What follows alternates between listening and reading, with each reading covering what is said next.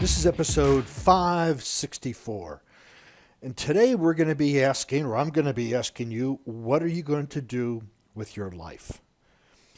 Unexpected life changes, anticipated transitions, long sleepless nights. What do these three things have in common? Well, they provide the ability to provoke one of the most haunting questions in the library of human introspective.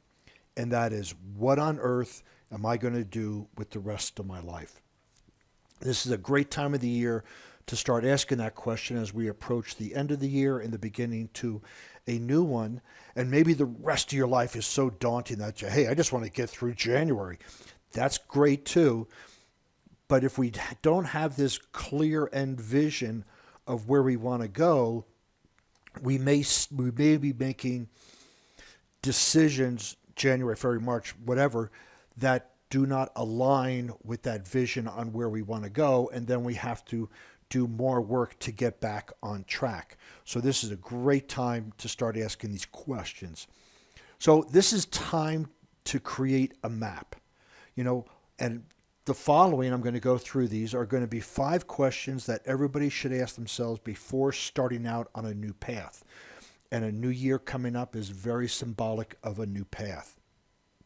The answers to these questions should then be used to guide decisions and to direct actions when a choice comes up. Simply compare the various options with your stated desires and choose the option that takes you closer to your stated goal. When we have clear goals, when we have a direction in our life, decisions are simplified because we ask, is this process, is this thing, is this endeavor, whatever we're looking at, is it going to help me get closer to my vision, my goal, or not? If it doesn't, then you don't do it. It's very, very simple. If we don't have a clear direction, if we don't have a clear vision, a clear goal, all things can sound enticing. Oh, I want to travel to here. I want to write a book. I want to do this. I want to do that. I want to start my own business. I want to work for another company. Whatever it might be. All of them can sound great, but if we don't know where our vision is and our goal is, then decisions get complex. Once we identify our goals and our vision, decisions become easy. So the first question you want to ask yourself is, what does success mean to you? You want to be very specific. I want to be rich is not an answer, because what does rich mean anyway? Are you thinking of a set number? And if so, why is that number there? Or is the term rich possibly a substitute for certain freedoms and opportunities that you view as coming only with money? And by limiting them to being accessed only through money, are you missing out on the other alternative paths? And this is really important because money is important and we want to have a certain bit of that. But we also want to know for what purpose, what are we going to do with it? And it can be saving for retirement. Great. So I want to make this much and I want to put 10% away every month for my retirement, for my financial freedom. But if you want to make a certain amount of money because you want to travel, there are many ways to travel. And by restricting yourself just to the amount of income you make could be holding you back from traveling other ways. There are many, many ways to travel. So we want to make sure that what does success mean to us? And we want to look at that end result, not just making money, which, hey, it's important. We need it. We need to pay bills and do other things. But we want to identify what we're going to do with that. So does success mean traveling once a quarter? Does it mean being able to put your kids through college without taking a loan? Does it mean that you're able to hire a nutritionist to cook you dinner? What does success mean to you? Be very, very, very specific with it. So number 2, what are my non-negotiable needs? List all the things that you envision as paramount of success and to an enjoyable life, whether that's family, travel, no debt, pleasant work environment, social status, contributions to society, spiritual involvement, public acclaim, love, excitement, comfort, whatever it is. Knowing what you are not willing to do without makes relative values, different options clear. When you know exactly your needs, I need to, and it doesn't matter if it's materialistic, it doesn't matter if it's not materialistic, it doesn't matter. These are your needs. These are what you define as living a successful and happy life. It doesn't matter what anybody else thinks. If it means that I want to spend 3 hours a day with my family, I want to travel once every 3 months, I want to have no debt, I want to have X amount in the bank, I want to have a good working environment, I'd like to be seen as a leader in my society. Whatever that is, you need to define, these are my absolutes. These are my non-negotiable needs. These are things that I am going to go after with my life.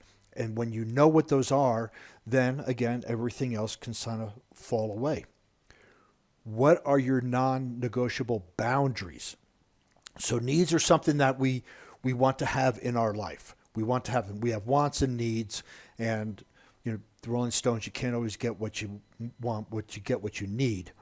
But in this particular case, boundaries are isolating you from certain behaviors. And so list all the things that you absolutely do not want present in your life. By knowing what you will not tolerate, many choices become easier to make. Plus, it allows you to set down rules and policies about who and what you will invite into your life and the standards or behaviors you will or will not tolerate. Boundaries are one of the things that we kind of know what they are, and we absolutely know them when somebody crosses them, because we get agitated, we get angry, we get upset, whatever word we want to use, but we don't know, we can't articulate them because we haven't thought about them. And so when we can think about boundaries, such as if you're an entrepreneur, maybe one of your boundaries are, my work time is from 8 until 4. You don't accept calls before or after. Many entrepreneurs will take calls all day long, and then they start regretting their clients. If you're at the gym and people call you at the gym, your family, and you answer the phone, maybe time to set boundaries. When I'm at the gym, do not call me. If you call me, I'm not going to answer the phone. So you have to have these boundaries of what works for you and what doesn't work for you. People talk to you in a certain manner. You don't have to accept that type of talk. If you're at work and you're overloaded and people keep bringing you projects to do, you could say, I'm done. I have enough. I can't do any more. Stop. So you have to determine what your non-negotiable boundaries are for personal, family, friends, work. Those are the big ones. And know what you will accept and what you won't accept. A good place to start is go back and look at the times when you got irritated with somebody. They probably crossed one of your boundaries and you didn't realize that that's what it was. But when you can define your boundaries, then you have clear sailing, you have a pleasant environment to work through. What are your core values? This is massive, right?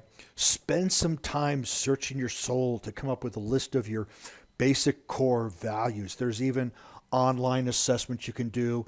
I work with my clients in defining their values. Most coaches will start with values to determine where you are.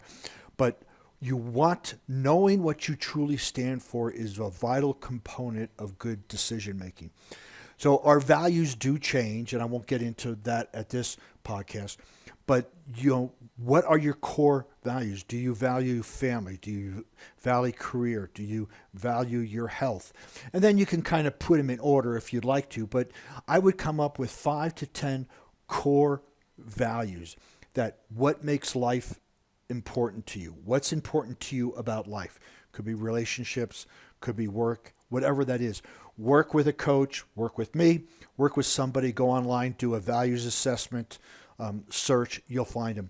but you need to know what your core values are, because there's oftentimes, like with boundaries, a situation comes up and we do something, but we don't feel good about it.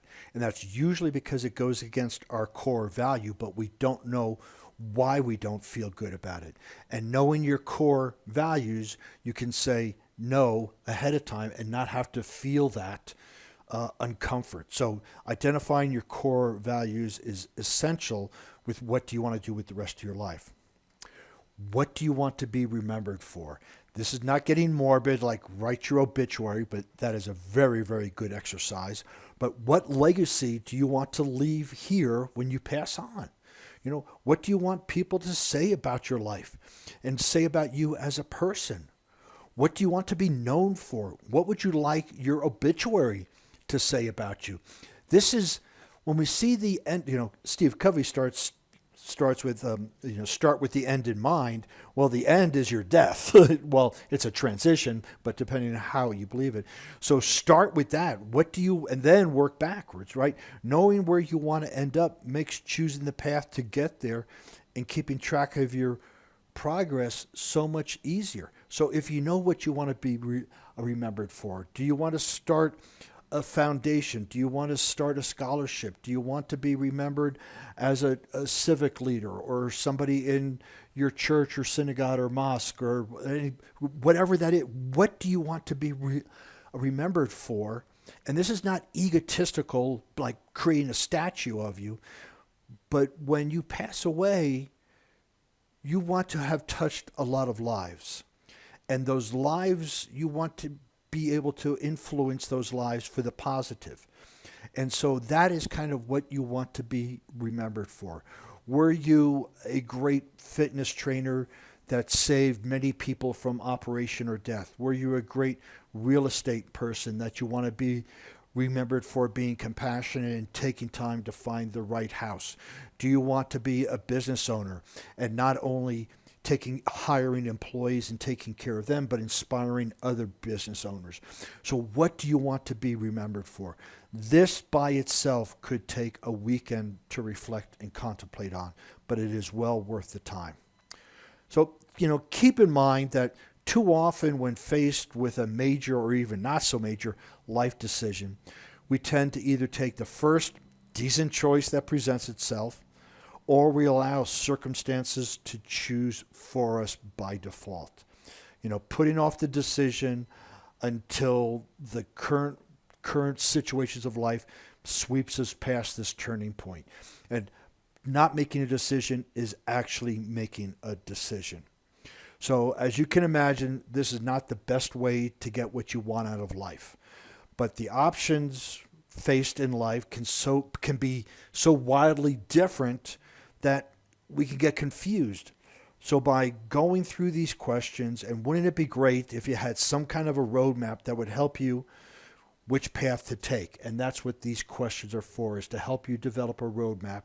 So when turbulence comes, when a bifurcation in the road happens, when something happens, you will know exactly where to go and exactly what to do, because you have started with the end in mind. You started with what do you want to do with your life. So you can go find these show notes on my site, warriormindcoach.com. While you're over there, you can listen to some other podcasts, read some blog posts, and when you're done on that site, please follow me on LinkedIn, Facebook, Instagram, and Pinterest under Warrior Mind Coach.